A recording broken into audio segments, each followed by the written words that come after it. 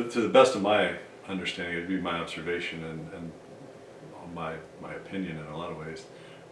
When guys single out someone else to make fun of them, that is a way in which they're trying to join with the other guys that they're with right there. It's a way of them trying to fit in and belong to the group that they're a part of. And for some psychological reasons, pushing someone out, it often feels to guys like a way that they can join together by having a common kind of enemy that they're gonna attack, so to speak. We know that phenomenon is true when, the country is more united when we're at war, and this is a little bit related to that if we can attack, then we'll be united. It wasn't really like a situation I had to like get out of. It was more so like I would leave and I would think about it and I would like get kind of angry about it, and then I would just cool myself down, and that was usually the end of it. And I've definitely experienced it in college, but I definitely experienced it a lot more in high school, I felt like. And it definitely, like, I think partially where a lot of my anxiety comes from is maybe from those situations in high school and thinking like, oh, so are they actually friends with me? Do they actually like me? Because it doesn't always feel like it. But it was kind of just like processing and thinking about it, and just kind of mulling it over. It's like I said, it was never to the point where I had to be like, okay, this is unhealthy, not even remotely close, because it's just friendly bullying that sometimes just becomes a bit much. And not even, I hate to almost say like bullying, but it's just, because I feel like these are things that probably most people experience. I feel like bullying has a certain connotation that maybe doesn't quite represent what I felt, but yeah. It may give a temporary sense of belonging to the guys in the group. Obviously, it's very toxic and harmful to the one that is ostracized or marginalized. But for the guys in the group, it creates really a sense of security that comes at the cost of someone else. So in that sense, it's not good. It also creates a sense of insecurity amongst the guys in the group, because then they feel like they could be the one that's ostracized or marginalized. I mean, fortunately in my experience, it's never been like that bad to the point where I felt like I was like genuinely being like harassed or something. It's just kind of like, in my experience, it's more so just your friends just like making fun of you, but sometimes it gets tiring to constantly be like the one who's being made fun of. And I think it just all stems from everyone likes to like feel better than other people and like have like create some sort of like false like power dynamic or like sense of superiority. And so even if it's something as simple as knowing a piece of information or that someone else doesn't or something, and just getting that like that ego boost, I think a lot of that's where that stems from, because I've been on the other side of it as well.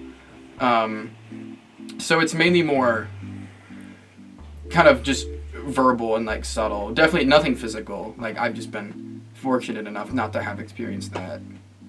Well, the guys in the group most often don't feel like they can talk to somebody about it. Would be my take, that they're a part of it, and there are overt rules for groups which are outspoken and defined, and then there's covert rules, and these are like covert rules for guys in group settings, not talked about. If you violate that in some way, you could be the target of being ostracized, or they'll call you some kind of name, or it'll come back. Maybe it's even just the fear that would come back to you in that same kind of behavior, being pushed out of the group, being called a name or something like that. Not at the time, but since getting to college and like making friends here, because the friendships I have here are a lot closer, I feel like, than the friendships I had at home, just by nature of the fact that we live with each other. We see each other every day, especially on a campus as small as Asbury's. And so it kind of, and being just even the geographical separation, just kind of affords the opportunity for reflection, and just thinking about and getting to talk to people. And even when I would go back home and be with those friends, it hasn't really been the same since then. I think part of it's just we've gotten older, we're kind of going our own ways, and so we don't really feel the need to do that stuff anymore. Because it's like I said, I've been on the other side of it as well. Depending on their place in the group, they'd have to question whether they want to remain in that group and be a part of that group.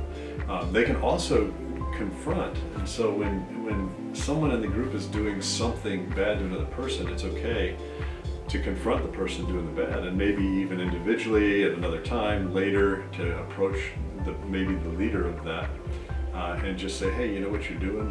I don't really appreciate that much, and it's really hurtful to other people what you're doing.